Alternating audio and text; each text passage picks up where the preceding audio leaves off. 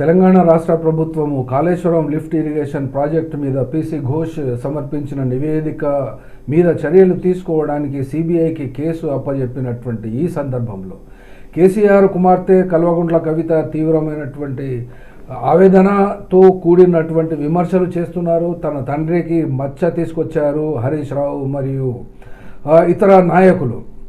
ముగ్గురు నలుగురు కోటరీలో కేసీఆర్కు సంబంధించి ఉండవచ్చు, వాళ్ళ వల్లనే ఈయనకు మరకాంటింది అని తన తండ్రి పట్ల ఆవేదన వ్యక్తం చేయడం సహజమైనదే, సాధారణమైనదే, సరే చేయవలసింది కూడా, ఇందులో తప్పేం కాదు. కానీ గత 2 నెలల క్రితం నుండి ఇప్పటి వరకు కూడా ఒక కొత్త వార్తనే అది వార్తగానే మిగిలిపోయింది. కానీ ఇప్పుడు ఇవాళ మార్నింగ్ నుండి వస్తున్నటువంటి వార్తల ఆధారంగానైతే కల్వకుంట్ల కవిత కొత్తగా పార్టీ పెట్టబోతున్నట్టు, అందుకు సంబంధించినటువంటి పూర్తిగా కార్యాచరణ మరియు దానికి సంబంధించిన కార్యాలయాలను చూస్తున్నట్టు కూడా ఇక్కడ వార్తలు వస్తున్నాయి. ఇందుకు సంబంధించి బహుజన్ అనేటువంటి కార్డును ఉపయోగించి, అనగా బీసీలకు సంబంధించినటువంటి కార్డును ఉపయోగించి కొత్త పార్టీ పెడుతున్నట్టు, ఆ కొత్త పార్టీకి పేరు కూడా బీఆర్ఎస్, బహుజన్ రాష్ట్రీయ సమితి కానీ టీఆర్ఎస్ కానీ తెలంగాణ బహుజన్ రాష్ట్రీయ సమితి అనే పేర్లు కూడా ప్రతిపాదిస్తున్నట్టు ఆలోచిస్తున్నట్టు వస్తున్నవి. కానీ తెలంగాణ రాష్ట్రంలో మరొక పార్టీ ఎందుకు అని ఎవరైనా అనవచ్చును. కానీ ఎన్ని పార్టీలు పెట్టినా అంత లాభము ప్రజలకు జరుగుతుంది.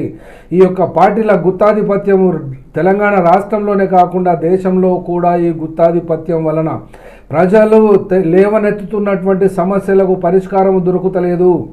ఈ పరిష్కారం దొరకాలంటే ఏదో ఒక రాజకీయ పార్టీ కావాలి అనుకుంటున్నటువంటి పరిస్థితులు ఇప్పుడు దాపురించిన ఈ దేశవ్యాప్తంగా కూడా బీజేపీ పార్టీ 2 పార్టీల సిద్ధాంతాన్ని ముందు పెట్టి యూనిటరీ ఫార్మ్ ఆఫ్ గవర్నమెంట్ను ముందుకు రావాలి అని యోచిస్తున్నది.